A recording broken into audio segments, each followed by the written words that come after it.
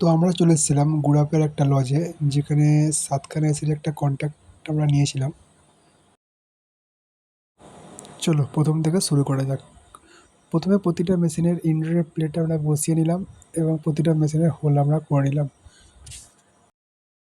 আমাদের মইদুলদা এখন তোমার ইনডোরটাকে ওপরে তুলে নিচ্ছে চাককে, একাই বাহুবালির মতন চাককে নিল, দেখতেই পাচ্ছ খুব শক্তি হয়ে গেছে মনে হচ্ছে।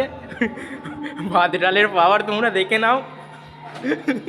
এইদিকে আমার সাতখানা এসি মানে ফিটিংয়ের কাজ করেছে। এই ওপরে আছে, দুতলায় আছে তোমার 5টা, নিচে গ্রাউন্ড ফ্লোরে আছে তোমার 2টো। মেঘটা দেখো তোমরা কি সুন্দর লাগছে।